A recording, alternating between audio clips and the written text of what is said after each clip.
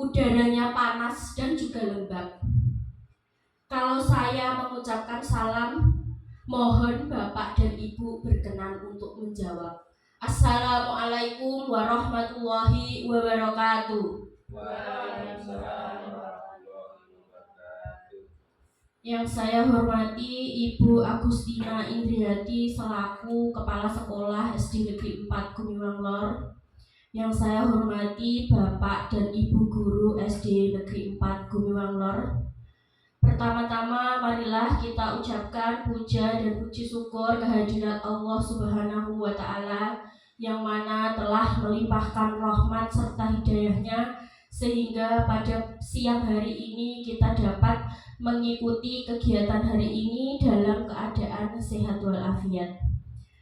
Tak lupa sholawat serta salam kita haturkan kepada junjungan kita Nabi Muhammad Sallallahu Alaihi Wasallam yang kita nantikan syafaatnya di hari akhir nanti. Amin amin ya robbal alamin. Bapak dan Ibu, saya ucapkan terima kasih sudah rawuh memenuhi undangan saya dalam kegiatan hari ini, yaitu diseminasi budaya positif. Bapak dan Ibu, saya berdiri di sini bukan saya paling hebat di antara Bapak dan Ibu. Bukan berarti saya ingin menggurui Bapak dan Ibu semuanya. Tapi kegiatan hari ini mari kita saling belajar, kita sama-sama sharing, bertukar pengalaman ya Bapak Ibu. Untuk membuka kegiatan hari ini, mari kita buka dengan bacaan basmalah bersama-sama supaya kegiatan hari ini lancar serta mendapatkan ridho dari Allah. Bismillahirrahmanirrahim. Menginjak acara yang kedua yaitu sambutan dari Kepala Sekolah kepada Ibu Agustina Indriati. Saya persilahkan. Terima kasih Putri Andayani. Bluetooth mode. Bismillahirrahmanirrahim. Assalamualaikum warahmatullahi wabarakatuh. Waalaikumsalam warahmatullahi wabarakatuh. Yang saya hormati Bapak dan Ibu Guru SD Negeri 4 Gumiwang Lor. Pertama-tama, marilah kita ucapkan syukur alhamdulillah di mana pada kesempatan di hari ini kita diberikan nikmat sehat, nikmat kesempatan untuk menambah ilmu dan wawasan. Dan semoga kegiatan di pagi hari ini berjalan dengan baik dan lancar, tidak ada halangan suatu apapun. Bapak dan Ibu yang saya hormati, kegiatan di pagi hari ini adalah kegiatan diseminasi dan refleksi modul 1.4 budaya positif oleh Ibu Tri Andayani yang alhamdulillah pada saat ini sedang mengikuti pendidikan calon guru penggerak angkatan 10 di Kabupaten Wonogiri. Semoga pendidikan yang Ibu Tri Andayani jalani akan berjalan dengan lancar, tidak ada halangan suatu apapun sampai selesainya pendidikan, dan akan menambah wawasan, menambah kemajuan baik untuk Ibu Tri Andayani secara pribadi maupun untuk sekolah. Bapak dan Ibu, pada pagi hari ini kesempatan emas buat kita semua karena kita akan mendapatkan pemaparan tentang budaya positif dari Ibu Tri Andayani, dan semoga di pagi hari ini kita bisa menjalani kegiatan ini, bisa menerima segala informasi, wawasan yang sudah Ibu Tri dapatkan selama mengikuti pendidikan guru penggerak, dan akan berimbas pada kita, memberikan kita manfaat, tambah ilmu, menambah wawasan, dan semoga kegiatan budaya positif ini bisa kita laksanakan baik di sekolah, di rumah maupun di masyarakat. Bapak dan Ibu yang saya hormati, saya rasa cukup sekian yang bisa saya sampaikan. Bila mana ada salah kata, saya mohon maaf. Wabillahi taufiq wal hidayah. Wassalamualaikum warahmatullahi wabarakatuh. Waalaikumsalam warahmatullahi wabarakatuh. Terima kasih Bu Agustina sudah berkenan untuk memberikan sambutan. Saya salut sekali dengan beliau. Pada saat ini beliau bisa menjalankan ketiga peran sekaligus dengan baik. Yang pertama, Bu Agustina adalah kepala sekolah. Yang kedua adalah Bu Agustina bersedia untuk memegang guru kelas karena kita kekurangan tenaga pendidik. Yang ketiga, saat ini Bu Agustina juga sedang mengikuti pendidikan guru penggerak angkatan 10 Kabupaten Wonogiri. Bapak Ibu, pada kegiatan hari ini saya akan memaparkan yaitu diseminasi budaya positif. Diseminasi artinya adalah penyebaran informasi, Bapak Ibu. Jadi di sini saya akan memaparkan sedikit pengalaman yang saya dapatkan selama mengikuti guru penggerak ini yang kurang lebih sudah saya jalani selama 3 bulan. Terutama hari ini saya akan memberikan materi yaitu mengenai budaya positif, Bapak Ibu.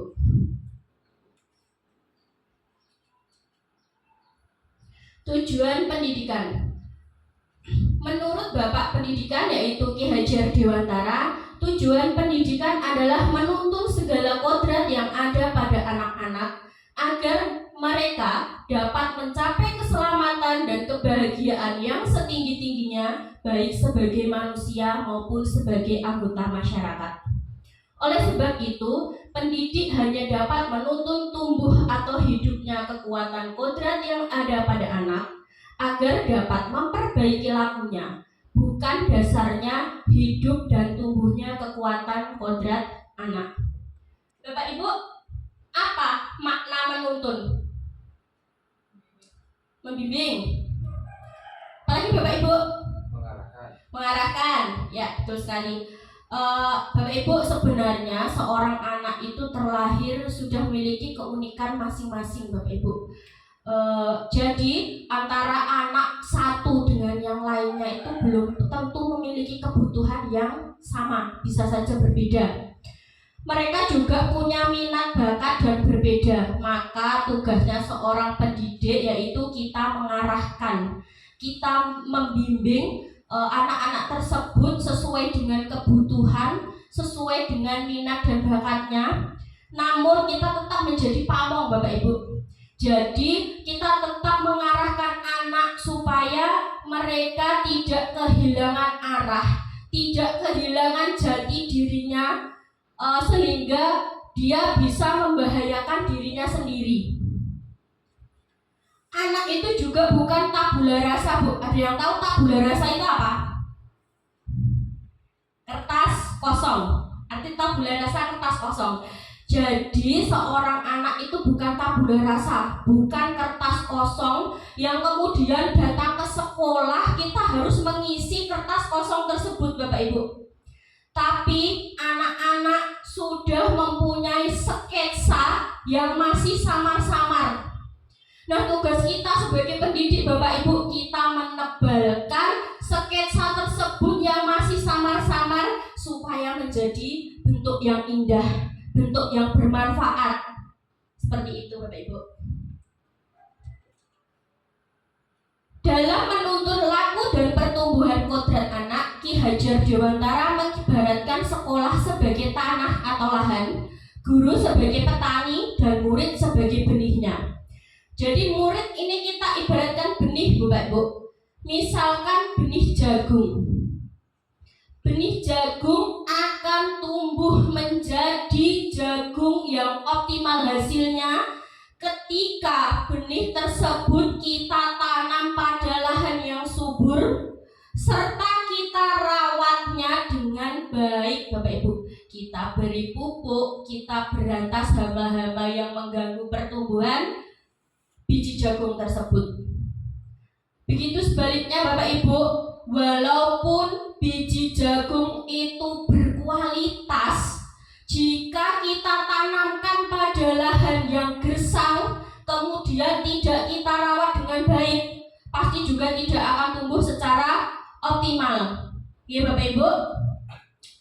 Oleh karena itu, guru memiliki tanggung jawab bagaimana menciptakan suatu lingkungan positif yang terdiri dari warga sekolah yang saling mendukung, saling belajar, saling bekerja sama, sehingga tercipta kebiasaan-kebiasaan baik. Nah, dari kebiasaan-kebiasaan baik ini akan tumbuh karakter-karakter baik, Bapak Ibu. Baik warga sekolah, dan pada akhirnya karakter-karakter baik tersebut yang tumbuh dari kebiasaan-kebiasaan baik ini akan membentuk yang namanya budaya positif. Nah, apa itu budaya positif, Bapak Ibu?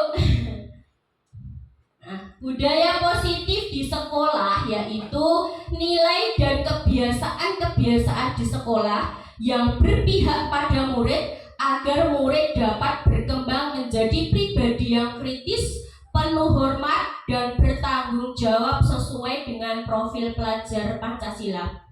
Seperti yang digaung-gaungkan pada saat ini yaitu pada kurikulum Merdeka adalah kita mencetak anak-anak yang memiliki karakter profil pelajar Pancasila. Bapak Ibu masih ingat dimensi profil pelajar Pancasila ada berapa? Berapa? Ada 6. Apa saja Bapak Ibu? Beriman, bertakwa kepada Tuhan yang Maha Esa dan berakhlak mulia. Kemudian mandiri, kreatif, bergotong royong, berkebinekaan global, dan bernalar kritis. Yang beriman bertakwa itu yang seperti apa? Ya, beriman bertakwa kepada Tuhan yang Maha Esa dan berakhlak mulia berarti anak-anak ini paham Bu akan ajaran agamanya masing-masing. Kemudian mereka mampu menerapkannya dalam kehidupan sehari-hari. Yang kedua yaitu berkebinekaan global. Jadi anak-anak mampu mempertahankan budaya luhur positif, yang positif. Yang ketiga adalah mandiri. Anak-anak dapat bertanggung jawab atas proses atau hasil belajarnya sendiri. Yang keempat yaitu bergotong royong. Anak-anak dapat melakukan kegiatan secara bersama-sama. Yang kelima, bernalar kritis. Jadi anak-anak ini mampu menganalisis informasi, Bapak Ibu. Jadi informasi yang didapat. Kemudian yang terakhir adalah kreatif. Anak-anak nanti dapat memodifikasi atau menghasilkan sesuatu yang berguna atau bermanfaat. Nah, ini contoh-contoh budaya positif yang sudah terlaksana di sekolah kami, Bapak Ibu. Jadi ini adalah kegiatan kerja bakti membersihkan lingkungan sekolah. Yang kedua ini adalah kerja kelompok. Jadi anak-anak ini berlatih untuk berkolaborasi di dalam pembelajaran. Yang ketiga ini adalah sholat duha, yang alhamdulillah setiap istirahat ketika berbunyi anak-anak sudah berbondong-bondong mengambil air wudhu untuk melaksanakan sholat duha. Yang keempat ini adalah mengikuti upacara dengan khidmat. Yang keenam ini budaya 5S. Apa budaya 5S? Senyum, sapa, salam, sopan, dan santun. Jadi anak-anak itu ketika Pak Guru, Bu Guru rawuh itu alhamdulillah sudah saling berbondong-bondong untuk salim. Kemudian yang terakhir ini saya sebut dengan program sesaji Bu, Selasa mengaji, yang alhamdulillah sudah berjalan beberapa tahun. Semoga saja ini semakin banyak lagi budaya-budaya positif yang bisa kita kembangkan nih Bapak Ibu. Di dalam materi budaya positif ini Bapak Ibu terdapat 7 subpokok materi. Yang pertama perubahan paradigma belajar, Yang kedua, disiplin positif. Ketiga, kebutuhan dasar manusia. Keempat, motivasi perilaku manusia. Kelima, posisi kontrol guru. Keenam, keyakinan kelas. Dan terakhir, segitiga restitusi. Perubahan paradigma belajar, Bapak Ibu. Yang pertama, dalam membangun budaya positif, sekolah dapat menyediakan lingkungan yang positif, aman, dan nyaman agar siswa mampu berpikir, bertindak, dan mencipta dengan merdeka, mandiri, dan bertanggung jawab. Nah, disiplin ini Bapak Ibu sangat berkaitan dengan kontrol guru terhadap siswa. Nah, sebelumnya Bu Guru, saya punya permainan. Saya minta bantuan sama Bu Anjani dan Bu Rini. Bu Anjani, tolong tuliskan di selembar kertas atau sesobek kertas, Bu, hal yang menurutnya Bu Anjani sangat penting sekali di hidup Bu Anjani. Satu saja, Bu. Wah, kira-kira menuliskan apa ini ya?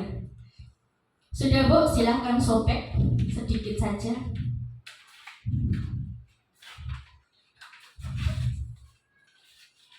Kemudian genggam di tangan kanan. Saya minta Bu Anjani dan Bu Rini ke depan sini. Bu, sini, Bu. Bu Rini tugasnya adalah entah bagaimana caranya Bu Anjani ini harus membuka tangannya, Bu. Ayo, Bu, mau ngapain, Bu? Mau menghardik apa mau apa, Bu? Ayo, Bu. Bu Rini, jangan diam saja, Bu.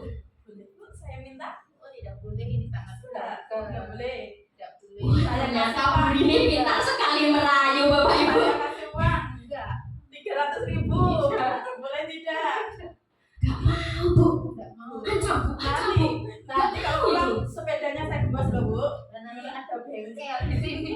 Nggak ada. Boleh nggak, Bu? Boleh ini. Aduh, pintar sekali ini bersandiwara. Boleh nggak? Saya minta. Boleh tidak itu, Bu? Enggak boleh. Gak boleh ternyata. Nah, sudah, nanti malah bertengkar beneran. Coba saya mau tanya Bu Rini. Bu Rini, tadi Bu Anjani mau membuka tangannya tidak, Bu? Tidak mau membuka tangannya. Padahal tadi Bu Rini sudah usaha apa saja coba?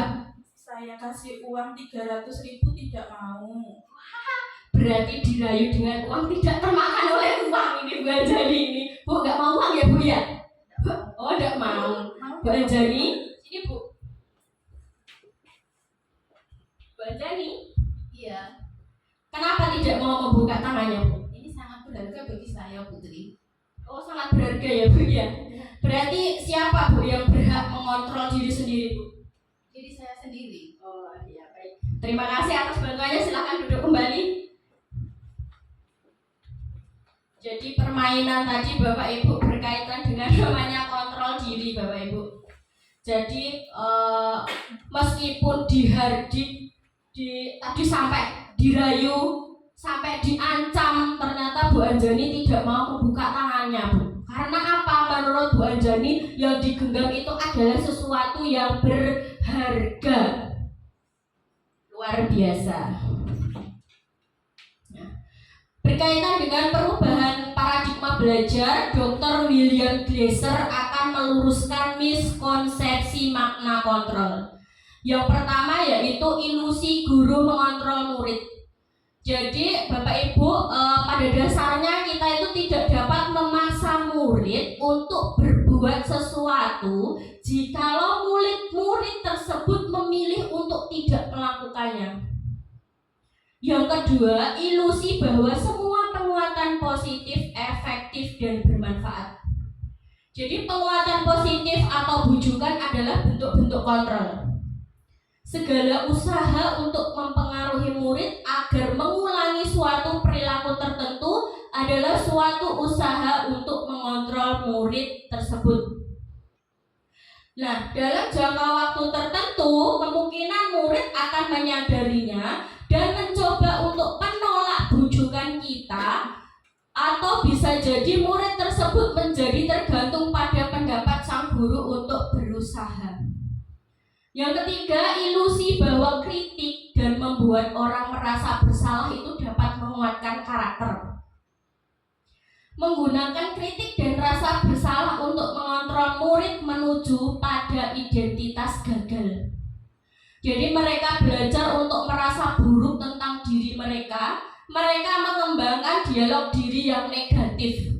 Kadangkala sulit bagi guru untuk mengidentifikasi bahwa mereka sedang melakukan perilaku ini, karena seringkali guru cukup menggunakan suara halus untuk menyampaikan suatu pesan negatif. Yang terakhir, ilusi bahwa orang dewasa memiliki hak untuk memaksa. Banyak orang dewasa yang percaya bahwa mereka memiliki tanggung jawab untuk membuat murid-murid berbuat hal-hal tertentu. Apapun yang dilakukan dapat diterima selama ada sebuah kemajuan berdasarkan sebuah pengukuran kinerja.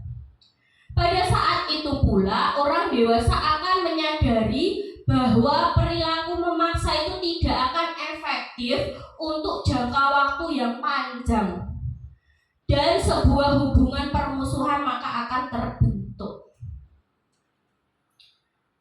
Menginjak subpokok materi yang kedua, yaitu mengenai disiplin positif. Jadi apa yang Ibu pikirkan ketika mendengar kata disiplin, Bapak Ibu? Apa yang terbesit dalam pikiran ketika mendengar kata disiplin? Teratur, aturan, ya Bu, berkaitan dengan aturan. Dalam budaya kita, makna kata disiplin dimaknai dengan sesuatu yang dilakukan seseorang pada orang lain untuk mendapatkan kepatuhan. Kita cenderung menghubungkan kata disiplin ini dengan ketidaknyamanan. Mengapa ketidaknyamanan? Karena terkadang kita itu mematuhi peraturan hanya apa, Bapak Ibu? Tidak ingin terkena hukuman. Yang kedua, sebagai pendidik, tujuan kita adalah menciptakan anak-anak yang memiliki disiplin diri sehingga mereka bisa berperilaku dengan mengacu pada nilai-nilai kebajikan universal dan memiliki motivasi intrinsik bukan ekstrinsik. Jadi kalau motivasi ekstrinsik itu berasal dari luar, pengaruhnya dari luar. Contohnya itu pengen mematuhi peraturan, tapi di dalam motivasinya itu hanya ingin mendapatkan imbalan, ingin mendapatkan pujian, atau bahkan sebuah penghargaan atau reward, Bapak Ibu. Disiplin positif merupakan salah satu cara penerapan disiplin yang bertujuan untuk menumbuhkan kesadaran serta memberdayakan anak untuk melakukan sesuatu tanpa sogokan, ancaman maupun hukuman. Nah ini di dalam materi ini Bapak Ibu, jadi sebenarnya tujuannya adalah supaya anak-anak itu memiliki motivasi intrinsik, jadi yang timbul dari dalam diri mereka sendiri. Tidak ingin karena dapat hukuman, tidak ingin karena diancam atau disogok, seperti itu. Yang ketiga yaitu kebutuhan dasar manusia. Ini tidak hanya anak-anak Bapak Ibu, kita sebagai seorang dewasa juga memiliki kebutuhan dasar. Yang pertama ada bertahan hidup. Bertahan hidup ini berkaitan dengan makanan, pakaian, atau tempat tinggal. Yang kedua adalah kasih sayang dan diterima. Ini rasa diterima, berbagi, dipedulikan, kerjasama menjadi bagian dari kelompok. Yang ketiga kekuasaan, power, Bapak Ibu.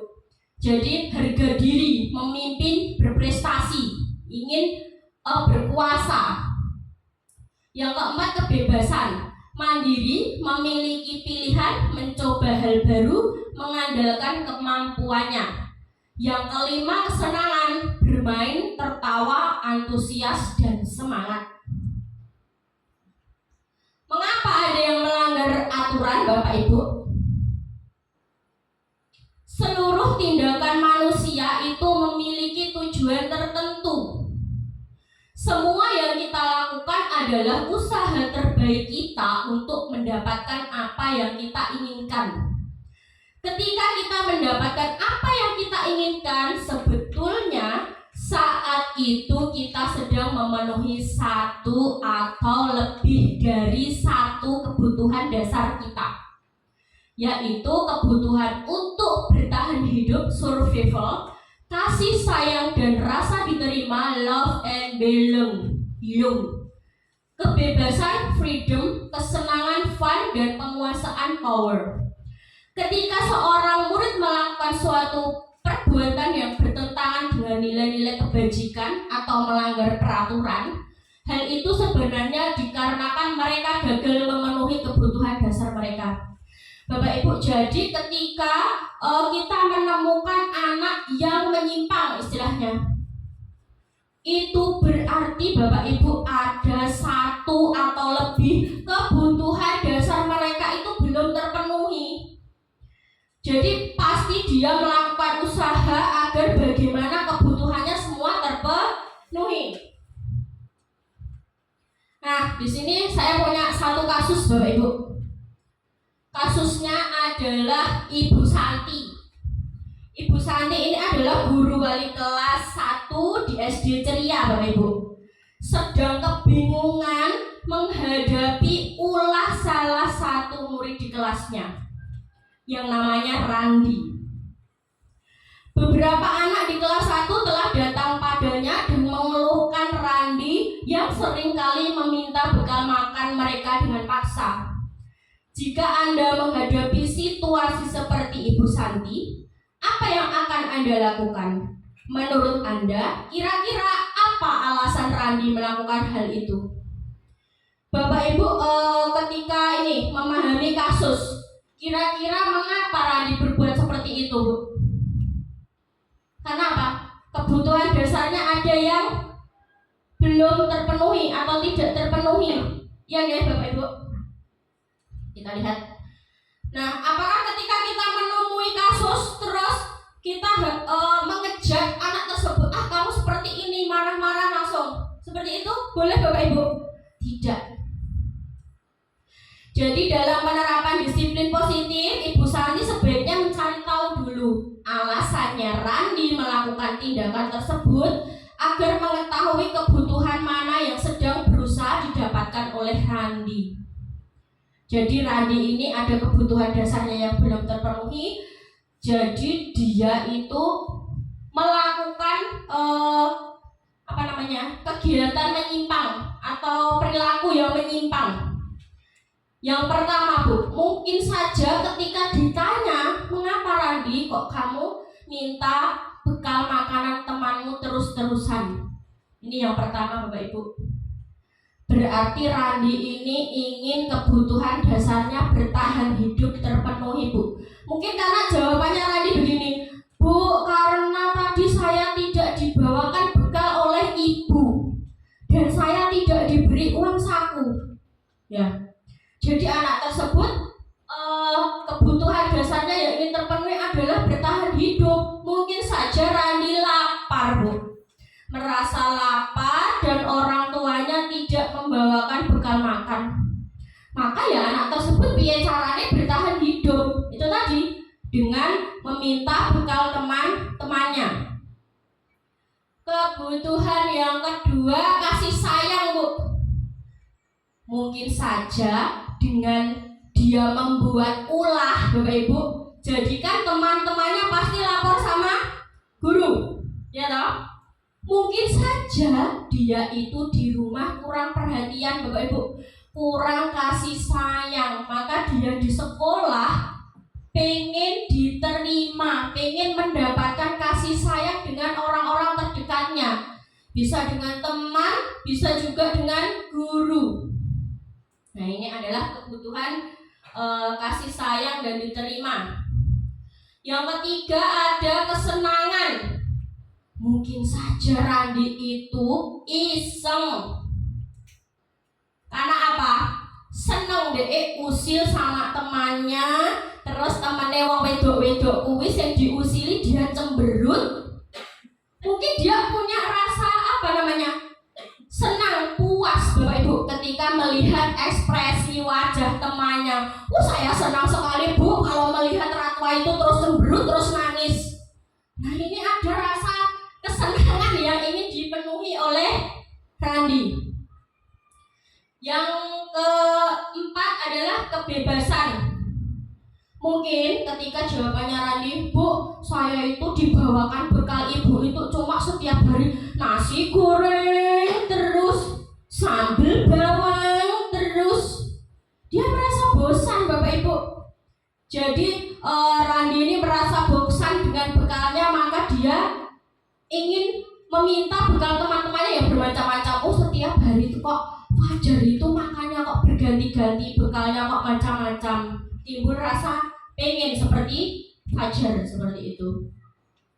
Kemudian yang terakhir Bapak Ibu, penguasaan. Randi merasa hebat karena temannya takut dan menuruti kemauannya. Ini powernya, penguasaan. Dia merasa hebat karena apa? Dengan keusilannya itu teman-temannya mau memberikan makannya. Berarti kan kancaku doh pedi. Ketika saya minta makanannya selalu diberikan, seperti itu. Nah, Bapak Ibu, sampai di sini ada pertanyaan mungkin? Tidak? Biar enggak sepaneng Bu, kita lakukan ice breaking. Es itu artinya apa Bu? Es. Breaking apa Bu? Istirahat. Berarti apa Bu? Bu Nina, ini istirahat makan es ya Bu? Atau minum es? Iya Bu.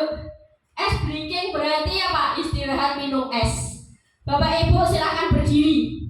Saya ingin es breaking terlebih dahulu, pengen lemes.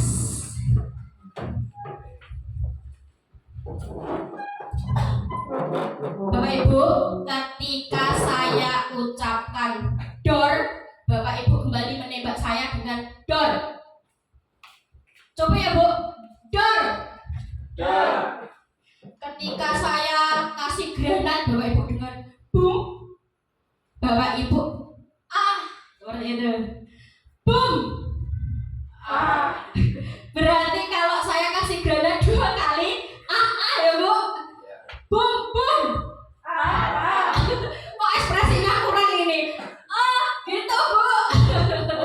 Dan yang ketiga, ketika saya bom dengan tembakan dor, berarti Bapak Ibu mengejek saya. Nggak kena, seperti itu. Kemayu Bu. Saya ulang ya. Boom. Boom, boom, boom. Dor.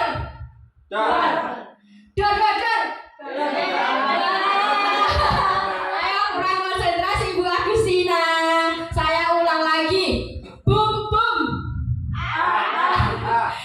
Boom, boom, boom. Dor.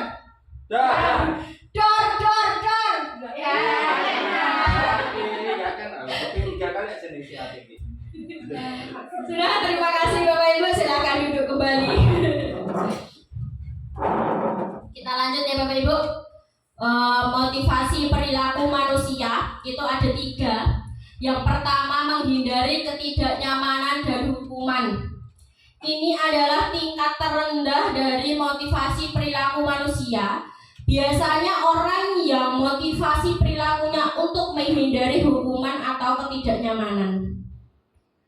Yang kedua, mendapat imbalan atau penghargaan dari orang lain.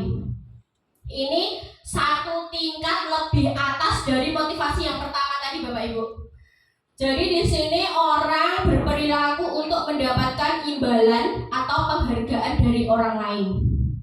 Yang ketiga, menghargai nilai-nilai kebajikan diri sendiri. Mereka melakukan sesuatu karena nilai-nilai yang mereka yakini dan hargai, dan mereka melakukannya karena mereka ingin menjadi orang yang melakukan nilai-nilai yang mereka yakini tersebut. Jadi yang 2 ini Bu, ini merupakan motivasi eksternal.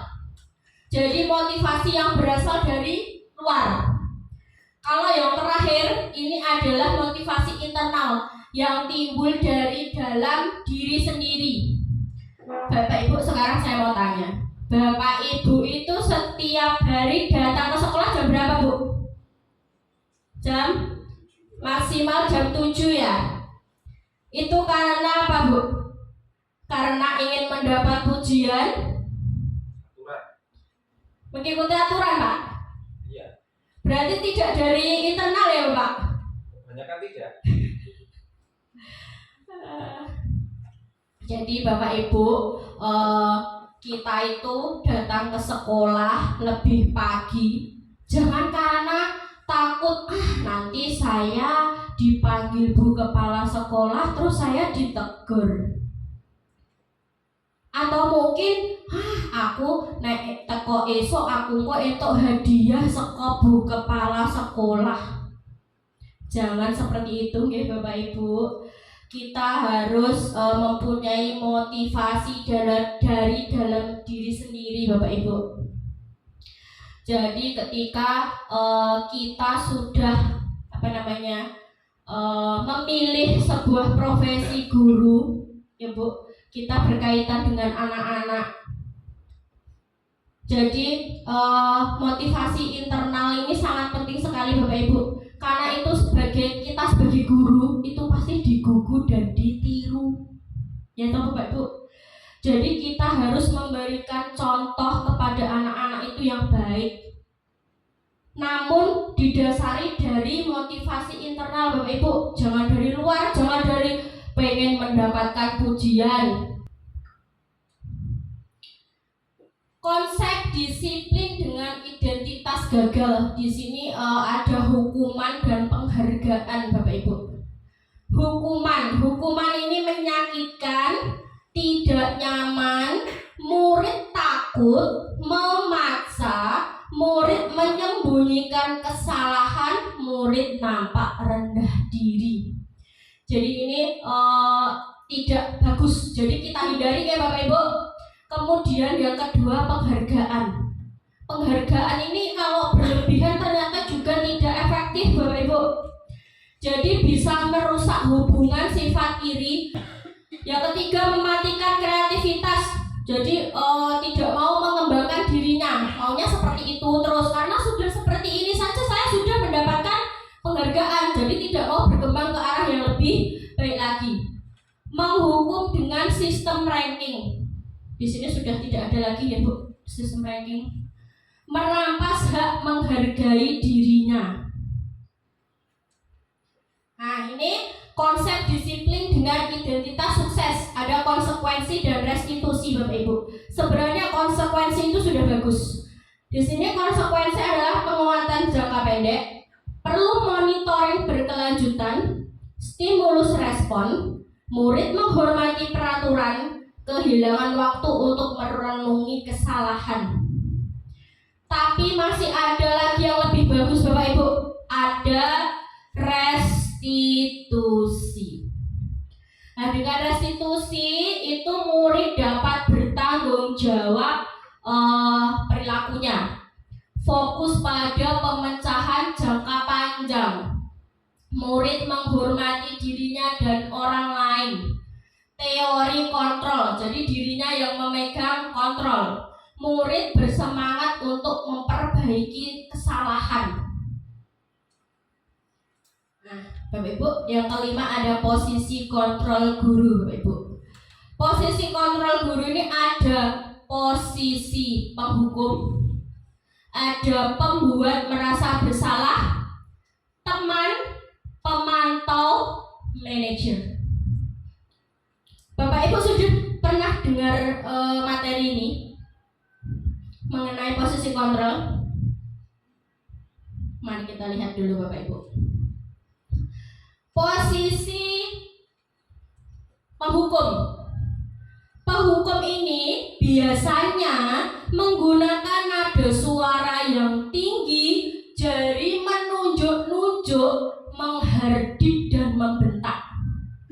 Hukuman ini bisa berupa hukuman fisik ataupun verbal, kata-kata Bapak Ibu. Jadi kata-kata itu juga termasuk hukuman loh Bu. Tidak hanya fisik saja. Dampak negatifnya Bapak Ibu, anak akan menjadi seorang pendendam, pemarah, tidak suka pada guru atau mata pelajaran yang diampu dan bertindak agresif. Bisa saja anak-anak ini punya rasa dendam. Saya habis dihukum bu guru itu. Saya tidak suka dengan bu guru itu. Itu. Yang kedua, pembuat merasa bersalah. Ini biasanya menggunakan nada suara yang cenderung melembut, namun kata-katanya menyalahkan anak. Guru akan menyatakan hal-hal yang merasa kesalahan murid. Dampak negatifnya, murid akan merasa bersalah, merasa gagal, dan rendah diri sehingga menarik diri dari lingkungannya. Jadi ini kadang kata-katanya, Bapak Ibu, kamu itu selalu saja tidak mengerjakan PR. Apa kamu nggak kasihan sama ibu bapakmu? Sudah cari uang, nggak tahu panas, nggak tahu hujan. Ini biasanya kata-kata. Jadi merasa anak itu pembuat merasa bersalah, Bapak Ibu. Yang ketiga adalah posisi teman. Suara guru ramah, guru cenderung bersendagurau. Jadi sambil bercanda, Bapak Ibu. Jadi dengan kata-kata yang akrab dengan anak.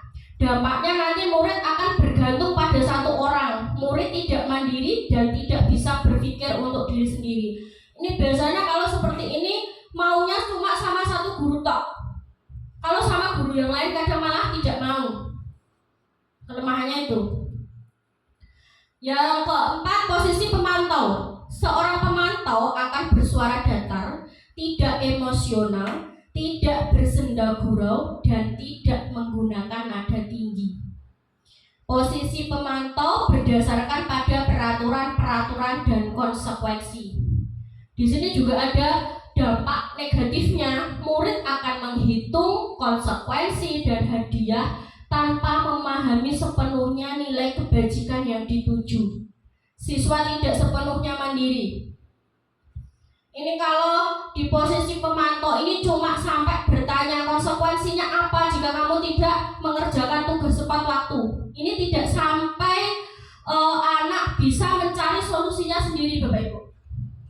Yang terakhir ada posisi manajer. Seorang manajer bersuara netral, tidak emosional, tidak terlalu marah, dan tidak bernada tinggi. Tercipta identitas positif atau berhasil. Guru dengan tulus akan menanyakan pertanyaan bermakna untuk membuka pikiran murid. Guru membimbing murid untuk menyelesaikan masalahnya sendiri. Dampaknya adalah anak menjadi mandiri dan dapat memecahkan masalahnya sendiri. Jadi menurut Bapak Ibu, dari kelima posisi kontrol ini, yang saat ini Bu Guru, Pak Guru sedang berada di posisi mana Bapak Ibu ketika mengatasi masalah? Mana Bapak Ibu? Adakah yang berposisi seperti teman? Kira-kira yang paling ideal posisi di mana Bapak Ibu? Dari kelima posisi kontrol. Mana? Manajer ya? Nah, ini saya punya video.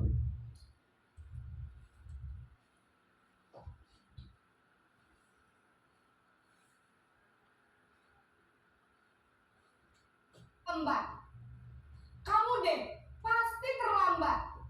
Maaf Bu, saya... Apa? Apa coba? Alasan kamu apa lagi? Kapan sih kamu tidak terlambat? Malas sekali ya kamu jadi anak. Saya... Dasar pemalas. Gak kapok-kapok sih kamu. Sudah berapa kali terlambat? Sana, kamu keliling lapangan basket 2 kali. Kenapa saya harus keliling lapangan basket Bu? Kenapa? Kamu melawan ibu? Berani-beraninya jawab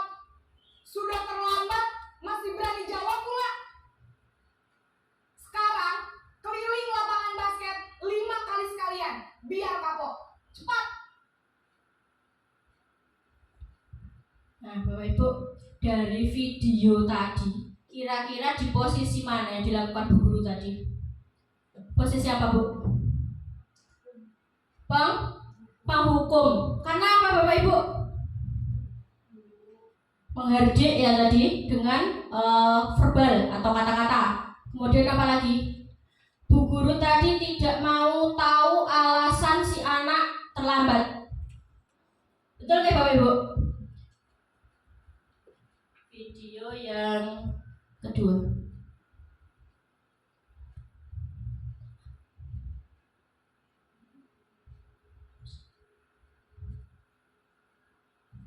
Wah, sudah jam berapa ini, Nak? Terlambat lagi ya, sayang. Iya Bu, habis ibu saya lupa membangunkan saya Bu. Kamu malah menyalahkan ibu kamu.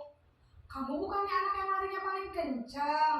Kok terlambat sih? Iya Bu, saya memang terlambat bangun tadi. Jadi biarpun saya lari kencang, tetap gak kekejar Bu. Ya sudah sana. Nanti lain kali larinya lebih kencang lagi ya. Biar gak terlambat lagi. Bikin senang ibu. Demi ibu. Bisa kan? Bisa lah Bu.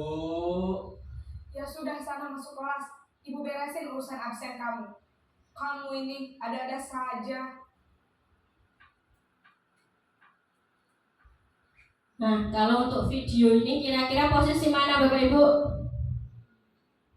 Teman ya? Karena apa? Dengan menggunakan kata yang ramah sambil bersenda gurau.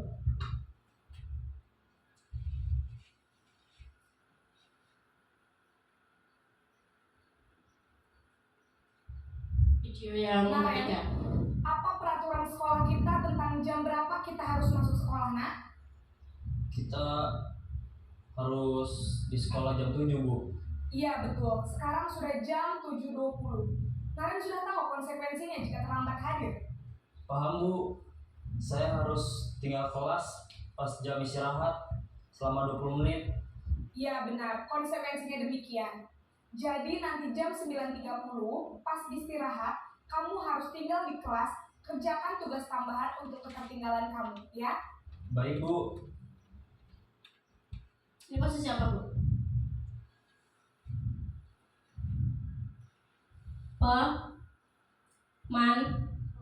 Pemantau. Jadi cuma bertanya konsekuensinya apa, tapi tidak sampai kepada solusi apa.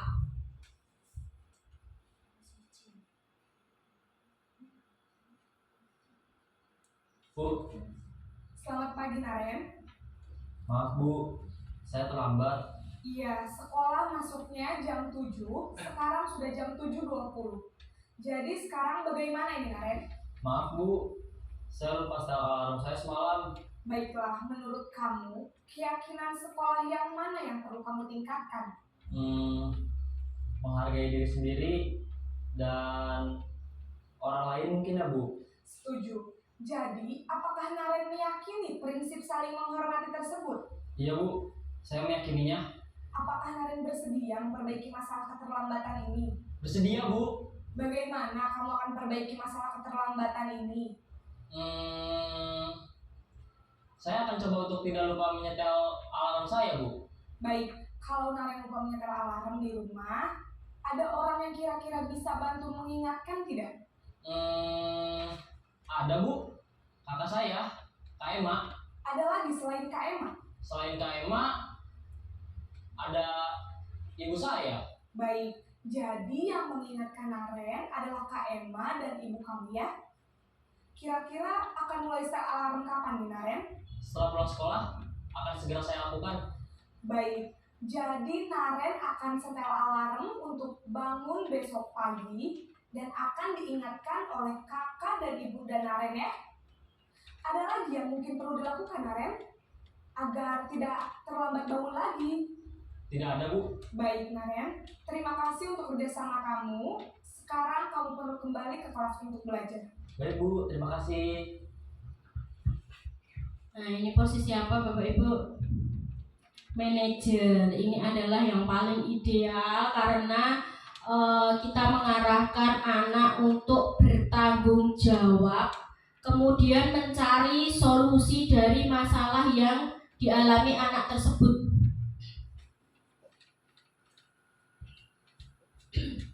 Nah, ini Bapak Ibu. Jadi dari kelima posisi kontrol tadi yang paling ideal adalah posisi manajer. Karena apa? Kita melatih anak-anak untuk mandiri dan bertanggung jawab, memecahkan solusi mereka sendiri. Sekarang masuk ke keyakinan kelas. Mengapa keyakinan kelas, Bapak Ibu? Mengapa tidak peraturan kelas saja? Apakah ada perbedaan? Sekarang saya tanya dulu Bapak Ibu, mengapa kita menggunakan helm saat mengendarai sepeda motor? Apakah karena takut ditilang Bapak polisi? Ini adalah keselamatan ya Bu. Jadi kita meyakini bahwa dengan menggunakan helm kita akan selamat. Jangan hanya pakai helm karena takut ditilang. Kemudian, mengapa kita harus mencuci tangan setelah melakukan kegiatan? Kenapa?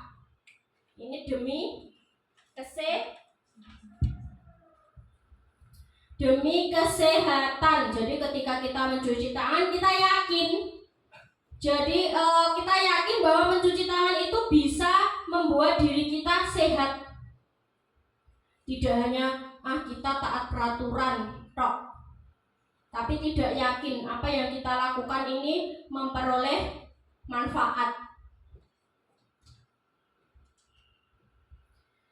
Keyakinan kelas adalah nilai-nilai kebajikan atau prinsip-prinsip universal yang disepakati bersama secara universal, lepas dari perbedaan agama, suku, negara, dan bahasa.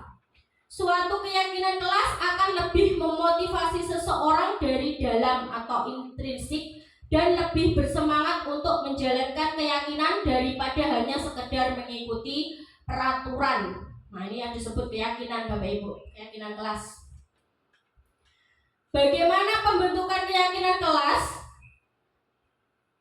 Lebih abstrak dari peraturan, berupa pernyataan universal dibuat dalam bentuk positif. Jadi ketika anak itu misalkan usul keyakinan kelasnya gini, tidak boleh membuang sampah sembarangan Bu, tidak boleh, itu kan kalimat negatif, maka kita ubah menjadi kalimat negatif, kalimat positif. Misalnya membuang sampah di tempat sampah atau jagalah kebersihan, seperti itu. Sedikit saja agar mudah diingat, gak usah banyak-banyak, nanti ditempel sampai lali. Sesuai dengan kondisi kelas agar mudah diterapkan. Semua warga kelas dilibatkan saat membuat keyakinan kelas. Nah Bapak Ibu, sebelum membuat keyakinan kelas ini kegiatan pendalaman. Ini kelas saya sudah menjalankan atau membuat keyakinan kelas Bapak Ibu. Jadi yang pertama kita buat dulu tabel T. Tabel T ini tampak terlihat, tidak tampak terlihat. Misalnya tampak terlihat itu datang tepat waktu. Ini yang diinginkan. Kemudian tidak tampak terlihat berarti datang terlambat, seperti itu. Dan juga menggunakan tabel Y Bapak Ibu. Ada terdengar, terlihat, dan berperilaku. Terdengar itu seperti anak-anak ini mengucapkan kalimat-kalimat positif. Misalnya, ayo teman-teman kita membersihkan kelas. Bu Guru Rawuh, selamat pagi Bu. Kemudian terlihat. Jadi terlihat ini seperti memakai seragam itu sesuai dengan ketentuan. Nek Senin Selasa ya pakai merah, putih, seperti itu. Kemudian berperilaku itu misalnya tanggung jawab. Jadi misalnya anak nyenggol botolnya kancane sampai membuat minumnya tumpah. Anak tersebut harus tanggung jawab dengan apa yang sudah dia lakukan. Misalkan membersihkan mejanya, seperti itu. Sopan santun. Nah ini praktik membuat keyakinan kelas Bapak Ibu. Jadi pertama kita berdiskusi dulu tentang kelas impian. Kita tanya pada anak-anak, kelasmu pengen seperti apa toh? Kamu mau kelasnya yang seperti apa? Misalnya kelas yang bersih Bu. Nah kemudian setelah itu kita menuliskan keyakinan kelasnya pada kertas post-it Bapak Ibu. Misalnya gue mau membuang sampah di tempat sampah. Kemudian setelah itu tempel pada papan dan tanda tangan. Ini tanda tangan ini berarti setuju, ada persetujuan, sudah ada kesepakatan. Jadi semua warga kelas harus patuh atau harus mengikuti keyakinan kelas yang sudah disepakati. Tempel keyakinan kelas pada tempat yang mudah dilihat. Jadi nek mateng anak-anak sampai kelas itu dia melihat. Jadi eling Bapak Ibu. Oh iya, keyakinan kelas kita itu seperti ini. Yang terakhir Bapak Ibu ada segitiga restitusi. Ada yang sudah mendengar segitiga restitusi Bapak Ibu? Belum. Saya juga sebenarnya baru mendengar ketika mengikuti guru penggerak ini Bapak Ibu, jujur saja. Ternyata banyak sekali manfaat yang saya peroleh Bapak Ibu. Jadi tidak rugi untuk mengikuti guru penggerak. Segitiga restitusi adalah proses menciptakan kondisi bagi peserta didik untuk memperbaiki kesalahan mereka sehingga mereka bisa kembali pada kelompok mereka dengan karakter yang lebih kuat. Ini menurut Gosen tahun 2004. Di dalam segitiga restitusi Bapak Ibu itu terdapat 3 langkah. Yang pertama, menstabilkan identitas. Yang kedua, validasi tindakan yang salah. Yang ketiga, menanyakan keyakinan. Di langkah yang pertama yaitu menstabilkan identitas. Ini bagian dasar Bapak Ibu untuk mengubah identitas anak dari yang gagal karena melakukan kesalahan menjadi orang yang sukses. Jadi kata-kata yang sering diucapkan itu seperti ini, berbuat salah itu tidak apa-apa. Tidak ada manusia yang sempurna. Bu Guru juga pernah melakukan kesalahan. Kita bisa menyelesaikan ini. Seperti itu, ini di tahap menstabilkan identitas, tahap yang pertama. Tahap yang kedua yaitu validasi tindakan yang salah. Ini tindakan kedua. Ini untuk memenuhi kebutuhan dasar. Kalau kita memahami kebutuhan dasar apa yang mendasari sebuah tindakan, kita akan bisa menemukan cara yang paling efektif untuk memenuhi kebutuhan tersebut. Jadi kita harus tahu dulu Bapak Ibu, kenapa kok anak ini melakukan kegiatan seperti ini, melakukan penyimpangan seperti ini. Kita cari tahu dulu alasannya apa. Misal ada anak terlambat, langsung diseneni, diberi hukuman. Ya tidak tahu loh, misalkan di rumah ada kejadian apa yang membuat dia terlambat. Kata-kata yang diucapkan, padahal kamu bisa melakukan hal yang lebih buruk dari ini ya. Kamu pasti punya alasan mengapa melakukan hal itu. Kamu patut bangga pada dirimu sendiri karena kamu telah melindungi sesuatu yang penting bagimu. Kamu boleh mempertahankan sikap itu, tapi kamu harus menambahkan sikap yang baru. Ini di tahap yang kedua. Tahap yang terakhir adalah menanyakan keyakinan. Menyatakan bahwa kita pada dasarnya termotivasi secara internal. Ketika identitas sukses telah tercapai dan tingkah laku yang salah telah divalidasi, maka anak akan siap untuk dihubungkan dengan nilai-nilai yang dia percaya. Jadi ini kata-katanya misalkan apa yang kita percaya sebagai kelas atau keluarga, apa nilai-nilai umum yang telah kita sepakati, apa bayangan kita tentang kelas yang ideal, kamu mau jadi orang yang seperti apa? Ini di langkah yang ketiga, menanyakan keyakinan. Coba Bapak Ibu perhatikan.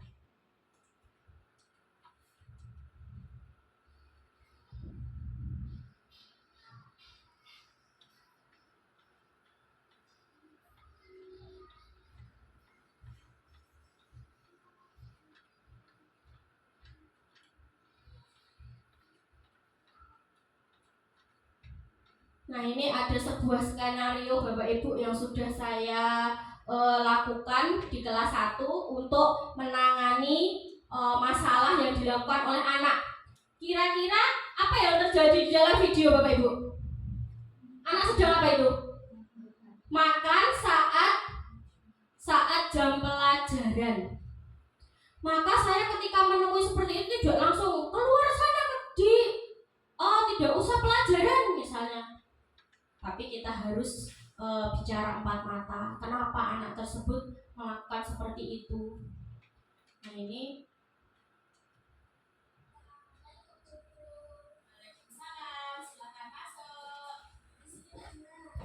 segitiga restitusi yang telah saya lakukan dulu.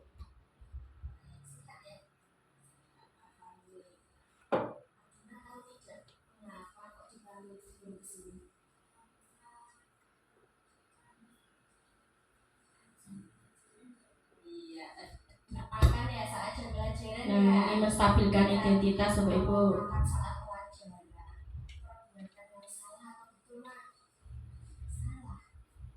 Makan itu memang kebutuhannya manusia. Guru kalau lapar juga pengennya makan, ya. Tetapi kita harus tahu kapan, di mana, dan waktu yang tepat. Ya. Guru pengen tahu kenapa alasan Arjuna kok sampai makan di kelas ini. Bangunnya kesiangan. Memang tidurnya Arjuna jam berapa? Jam 10 baru tidur. Jadi tadi bangunnya kesiangan, terus tidak sarapan ya? Tidak sarapan. Arjuna lapar. Iya, karena lapar, jadi Arjuna makan di kelas. Berarti agar Arjuna besok tidak makan di kelas lagi, harus apa ya? Iya, kalau pagi harus sarapan dulu, ya. Arjuna masih ingat tidak keyakinan kelas yang sudah kita sepakati bersama? Masih ingat ya? Masih ingat. Berarti tadi Arjuna telah melanggar keyakinan kelas yang mana? Coba, kalau tidak, yang mana? Tidak boleh. Iya, makan di kelas saat jam pelajaran. Jadi, bagaimana supaya Arjuna tidak makan saat pelajaran? Tadi kan Arjuna bangunnya kesiangan karena apa? Tidurnya terlalu malam. Berarti harus bagaimana supaya Arjuna bisa bangun pagi? Iya, tidurnya jangan terlalu malam supaya apa? Iya, supaya bisa bangun pagi. Jadi sebelum berangkat sekolah Arjuna bisa sarapan dulu. Ya. Kapan Arjuna akan memperbaiki dirinya? Besok. Mulai besok sarapan ya. Bangun pagi, sarapan. Siap memperbaiki diri. Guru ingin Arjuna menjadi anak yang disiplin, tanggung jawab, dan mandiri. Siap ya nak ya? Siap. Kelas dulu. Sekarang kembali ke kelas. Bapak Ibu. Jadi ini hal yang sudah saya lakukan ketika menemui sebuah masalah. Tadi masalahnya adalah ada seorang anak yang makan saat jam pelajaran. Maka kita harus menerapkan itu tadi Bapak Ibu, segitiga restitusi. Kita arahkan anak untuk bertanggung jawab atas perbuatannya sendiri sampai dia menemukan solusinya. Seperti itu Bapak Ibu. Sebelum acara diseminasi saya tutup, mungkin ada pertanyaan atau tanggapan dari Bapak Ibu. Bu Rini, mau bertanya? Ya. Monggo. Saya mau bertanya tentang tadi ada budaya positif yang ada keyakinan kelas. Nah, saya mau bertanya 2 pertanyaan. Yang pertama, keyakinan kelas untuk kelas 1 sampai kelas 6 itu dibuat semua sama atau berbeda? Yang kedua, karena saya mengajar di kelas rendah, bagaimana pembentukan keyakinan kelas jika masih ada siswa yang belum lancar membaca dan menulis? Terima kasih. Ya, langsung saya jawab nih Bapak Ibu. Yang pertama pertanyaannya adalah apakah keyakinan kelas itu semua tingkatan sama? Kelas 1 sampai kelas 6 itu apakah kesepakatan kelasnya dibuat sama? Itu tidak harus Bapak Ibu. Jadi keyakinan kelas itu dibuat sesuai dengan kondisi kelasnya masing-masing ya Bapak Ibu. Jadi bisa saja berbeda, namun bisa saja juga sama. Tergantung dengan kondisi kelas masing-masing. Ya monggo Bapak Ibu silahkan membuat kesepakatan kelas dengan murid-muridnya. Kemudian pertanyaan yang kedua, bagaimana membuat keyakinan atau kesepakatan kelas yang ada anak di dalam kelas tersebut masih ada yang belum lancar membaca dan menulis, ini terutama pada kelas rendah ya Bapak Ibu. Jadi bisa kita siasati dengan gambar Bapak Ibu. Jadi siswa-siswa kelas rendah itu terkadang memang tidak dipungkiri pasti ada yang belum lancar membaca dan menulis. Jadi bisa kita stimulus dengan gambar Bapak Ibu. Misalkan saya memberikan 2 gambar. Yang satu ini gambar anak membuang sampah di sungai, dan yang satu anak membuang sampah di tempat sampah.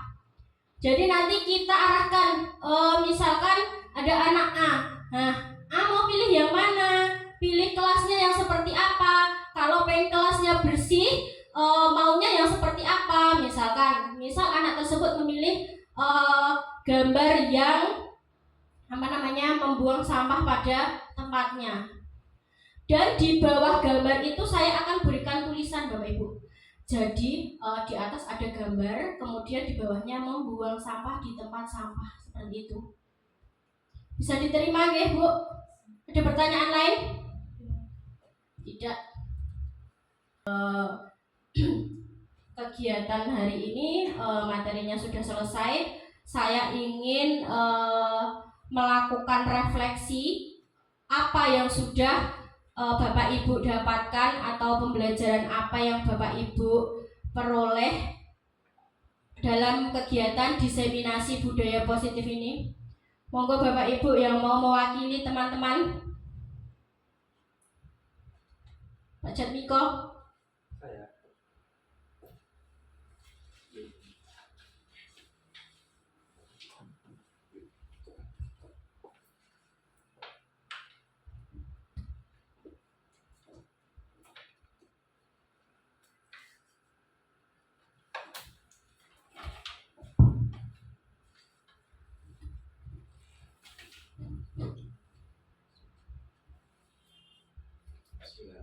Assalamualaikum warahmatullahi wabarakatuh.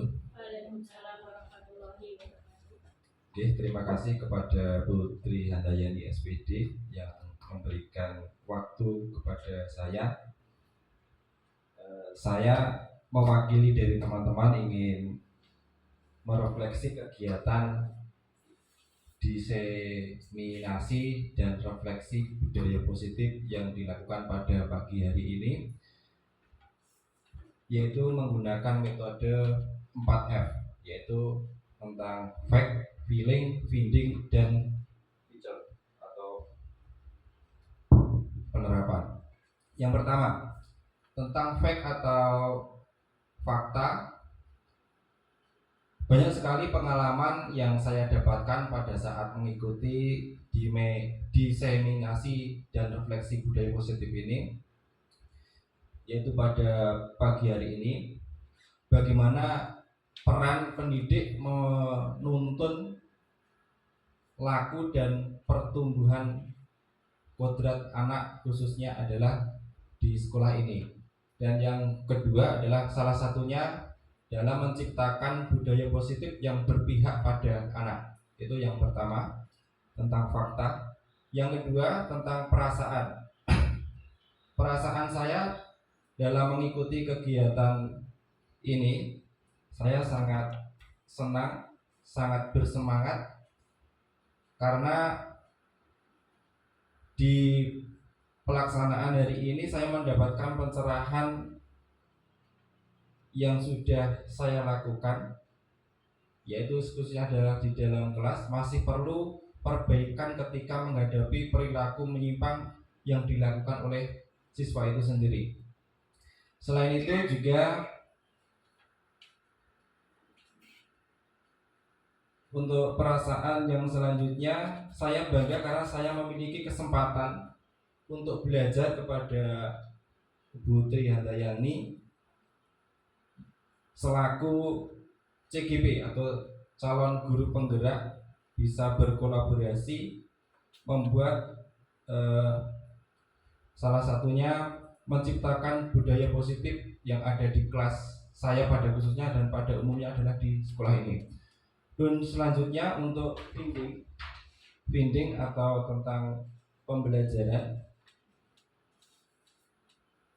budaya positif sangatlah penting untuk mewujudkan profil pelajar Pancasila yang sesuai di dalam kurikulum Merdeka yang setiap sekolah harus menerapkan hal seperti itu dalam menggerakkan dan memotivasi warga sekolah agar memiliki keyakinan dan menerapkan nilai-nilai kebajikan yang telah disepakati. Dan yang terakhir tentang feature atau penerapannya, semoga kedepannya khususnya adalah bagi saya sendiri dan pada umumnya kepada Bapak Ibu guru yang ada di SDN 4 Gumiwang Lor, itu dapat menerapkan perubahan paradigma stimulus respon menjadi teori kontrol seperti yang sudah disampaikan oleh Ibu Tri Handayani di depan tadi. Salah satunya adalah tentang memahami tentang nilai kebajikan, tentang posisi kontrol guru, teori motivasi, keyakinan kelas, dan segitiga restitusi. Nah, salah satunya adalah untuk mengubah aturan kelas menjadi keyakinan kelas yang sudah diutarakan oleh Bu Tri tadi, bahwa kita harus merubah tentang tentang pemikiran yang berhubungan dengan aturan yang dijadikan menjadi sebuah keyakinan kelas, karena keyakinan kelas itu adalah sadar dari diri sendiri. Kalau aturan itu kan kita harus melakukan karena sebuah tuntutan ataupun karena sebuah kemauan dari seseorang, dan juga dapat mampu menerapkan restitusi dalam membantu memecahkan suatu solusi bagi siswa yang ada di khususnya ada di kelas kami, karena kebanyakan adalah siswa laki-laki yang melakukannya dalam hal penyimpangan, sehingga dalam kedepannya dapat menciptakan suasana yaitu budaya positif yang lebih baik. Mungkin itu dari saya untuk merefleksi hasil dari diseminisasi dan refleksi budaya positif dari Ibu Handayani. Untuk waktunya saya ucapkan terima kasih. Saya akhiri. Wassalamualaikum warahmatullahi wabarakatuh.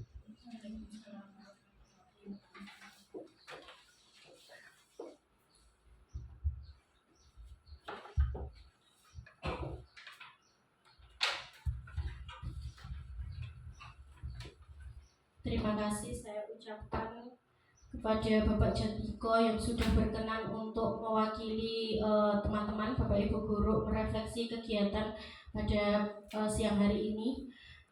Jadi kesimpulannya Bapak Ibu pada kegiatan siang hari ini yaitu diseminasi budaya positif.